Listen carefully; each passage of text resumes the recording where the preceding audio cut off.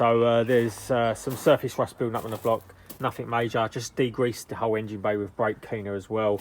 I'm going to give the head and the block a quick lick of paint, maybe the sump as well. Gearbox is all right still, got to get the water housing on, and then we can start putting that little turbo on. I'm probably going to take that inlet off as well because I want to give that a lick of paint. The alternator, I've got a brand new alternator for it as well.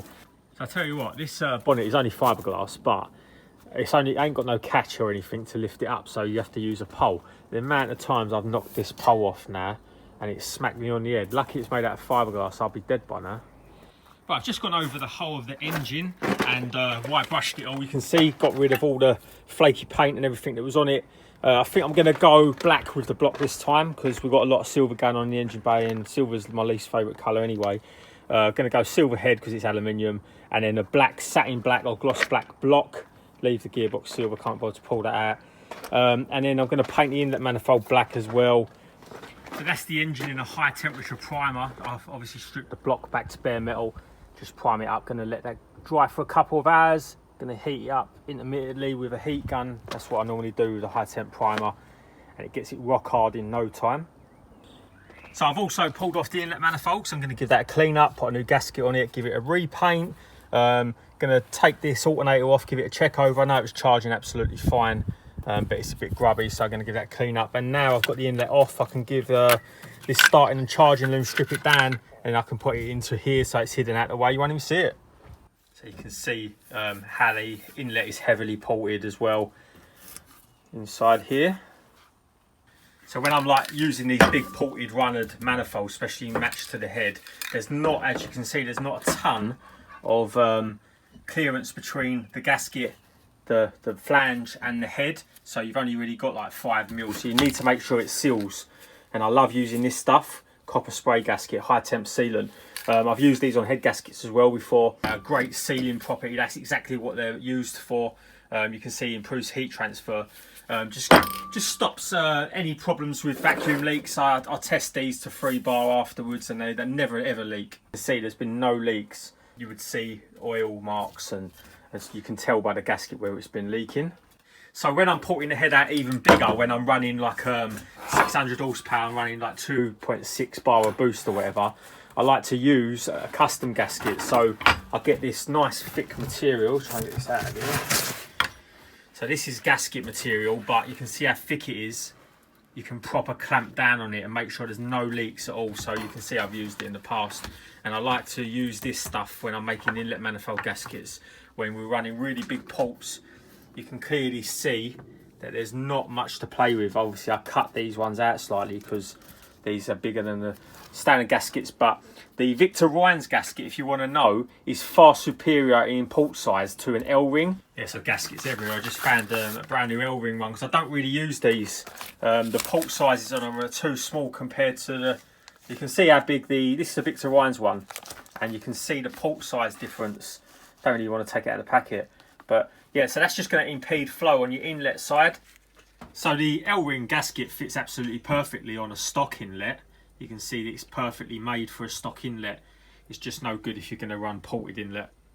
So I'm just dismantling this starting and charging loom because we only need a couple of bits out of it. This earth can be shortened now because it's going to go straight to the chassis instead. And then the only thing we need to do is bring that power in there and bring that plug in there, and that'll be done. One thing I noticed while I was here is these fuel lines, the clips are broke on both of them, bottom and the top, but luckily I have some brand new ones because when I bought some for the GSI, they only let me buy 10 of them, so I've got a load spare. So you can see I've got a bag of clips from GM. I've got some brand new fuel clips as well to go on there, so we had to replace them fuel line clips. I just want to show you something quickly, it's quite funny. The extreme weight saving that I went on this car at one point, I even ripped out the whole of the dash once just to open up the airbox and remove out this aircon rad that weighs nothing. It's made out of aluminium. But that's the levels that I was going to at the time, just to remove everything out of this car. The car's going to be weighed before I have a cage put in it, just to see what sort of weight we're dealing with. There we go, some lovely fresh clips on there now. Lucky ordered extra.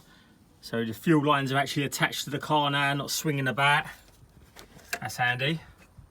No idea when that happened. I've never seen them broke before, but judging by that, they've been broke a while. Probably going to end up just buying all of GM's old stock, because they're obviously getting out of Europe now.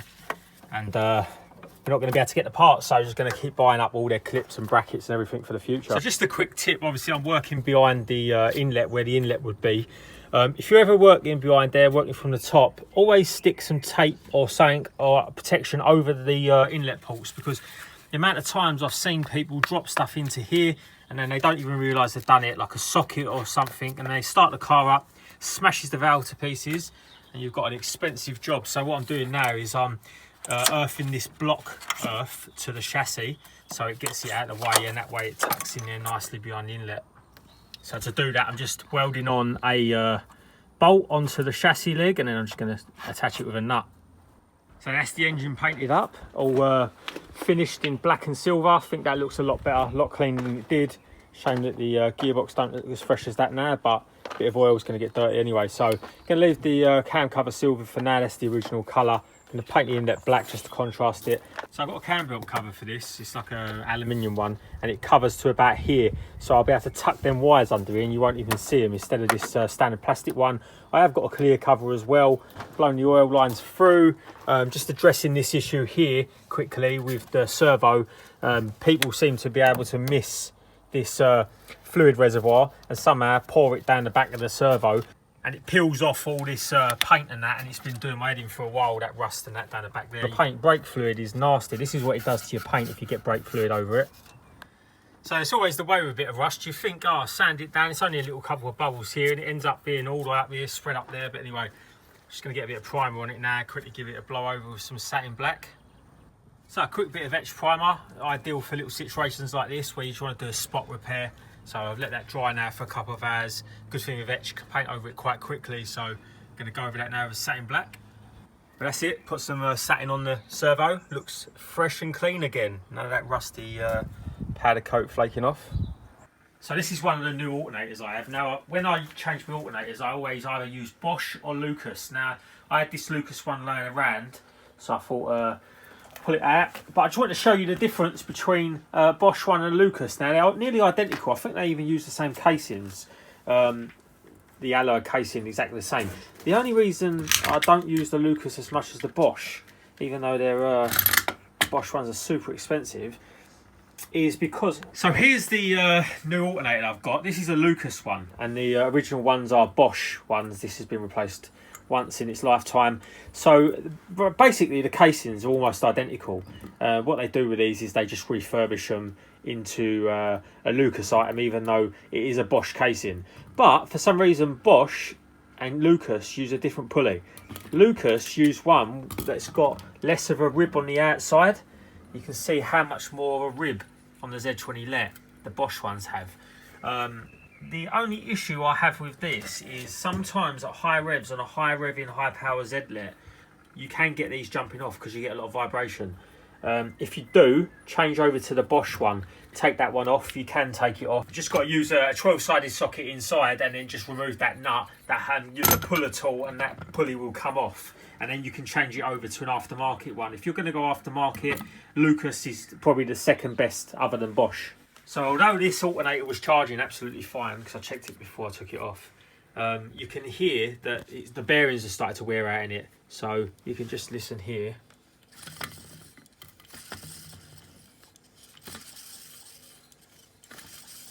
Whereas you can hear, stop, brand new one, free spinning, no play. Now you can take these apart and rebuild them with new bearings and that for real cheap. So I'll just quickly give this alternator bracket a scrub up, so it looks like new again. So I've just give the master cylinder a quick clean up, and going to replace the seal as well that goes onto the servo. I'll get this bolted back on.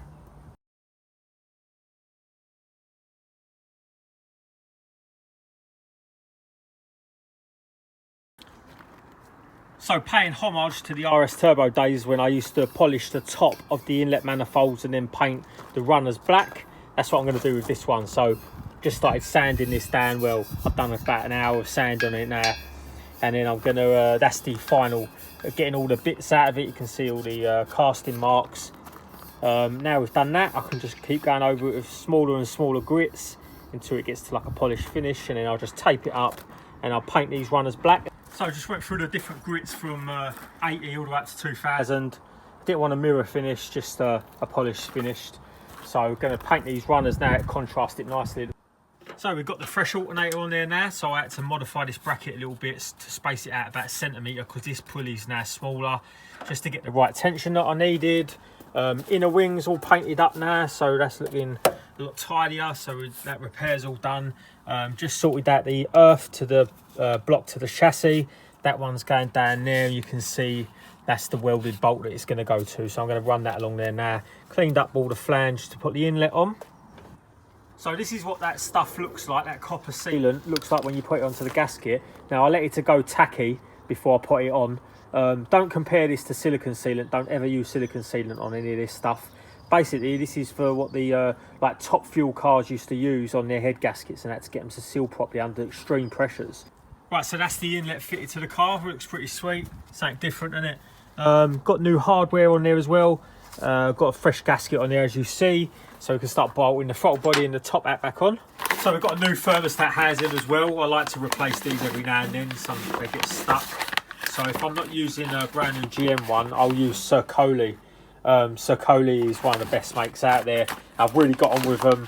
A lot of the cheaper ones that you get, they won't go up to temperature. So even though they're brand new, I've had the problems with them. The car won't get up to temperature, and then when you're driving along, the thermostat starts opening, so the temperature starts dropping. Whereas these Z20let ones, they're just as good as the GM ones. The Wala ones as well are very good, and they actually regulate the temperature properly. The car doesn't get too hot, they don't get stuck over and don't get stuck closed. So these are the makes that I'd recommend: GM, Z20let or Wala. So it's about time we get this little turbo on, this cute little K06, see what it can do. Also, when you do fit a new turbo, always change your exhaust gasket. They are reusable, they're a multi-layer steel, and as long as they ain't damaged, you can get away with using them again. But it depends how old they are. I just like to refresh them. They're literally like a tenner each. And what happens is, on number 1 cylinder, this is always the one that goes. They blow through here, especially on high boost turbo cars. So you can see that this turbo's been built with all new gaskets. Everything's brand new on it. We've got a turbo smart actuator, a forged recirc with a blue spring in there, cut back blades, a larger exhaust turbine, big compressor wheel. Can't show you that, gonna have to look at my other turbo vids to see that. We've got a heavily ported manifold on it. See how heavily ported that manifold is. If you ain't seen there, I've done that. Go and check out the turbo videos that I've done, and you'll see how much porting I've done to that. So yeah, we're going to bolt this on now. It's pretty much complete. So when you're clocking one of these turbos, you need to leave everything loose. So just put one bolt on, get your oil return in, get your oil feed in, and then that's your exhaust side done. You can see that you can get to this bolt. If it's too far back, you know it's too far. And then you want to adjust your compressor side as well to line up your actuator. You can see everything here is loose, and then what I do is, once it's all clocked up, I'll just do up a nut on the compressor side, then I'll do up a nut on the exhaust side. I'll take the manifold back off and do it up on the bench. So leave it all loose like that, so you can get everything in, lock it up, and then tighten it back up on the bench. Because the reason behind doing it on the bench is you're not going to get to the bolts at the back here and tighten them up properly, and they're going to come loose.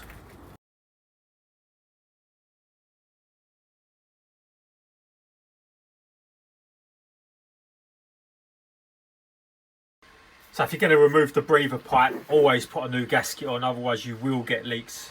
So I know obviously I always go on about Victor Ryan's being the best stuff, but actually with this gasket, the only one I ever use, this is for the water sensor for the coolant.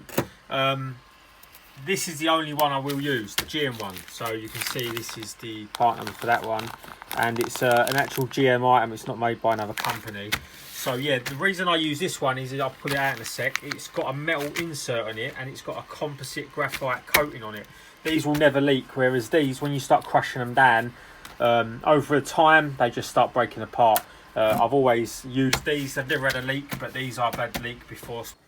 Okay, so I've also polished my fuel rail because, you know, we're on the polishing buzz, and bring it back to the 90s with the polished look. So as I've said to you with these turbos, you need to have a 3-inch exhaust on them. So make sure that you match any of these little turbos up with a 3-inch exhaust. It will just allow the exhaust side to breathe to maximum capacity. Obviously a 3-inch exhaust will do silly numbers on a Garrett car or a Bog Warner car, but you need to reduce as much back pressure out this manifold as possible. You can see I've got the wide band AEM gauge keeping an eye on the fuel in there with the narrow band up there. So I've put on the fuel rail, you can see I've put in just stock VXR injectors at the minute because that's the map that I have on one of my ECUs to get us started.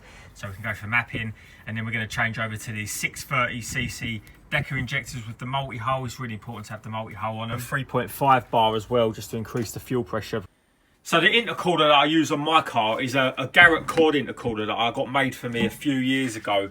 It's got cast end caps on it, nice and strong, so they're going to blow apart. It's 90mm thick as well, lovely and thick. The heat to air transfer is amazing on this intercooler, as with all Garrett cord intercoolers. This is a bar and plate design instead of a tube and fin, so you'll probably be able to see that in here. So I've also got one of the jack cars that I do. This is one I maintain. Last year I completely overhauled the engine with CP pistons, Manley rods, nitrided crank. Go and check out the video of this build. It's owned by a girl, so she's done a few girly mods to it. You can see, not to everyone's taste, but you know, customising the cars how they want them. It's nothing to do with me. So this car's just come in with a bit of maintenance, some servicing, just a general overhaul. It's been about a year now since the engine was built, and it's running as mint as the day it left. So the typical Subaru boxer noise, this one's got a Blitz Spec R exhaust on it, so it's pretty noisy, but sounds really good. So we've got the usual Subaru burble boxer noise. It's got a Spec R exhaust system on it, so sounds pretty good.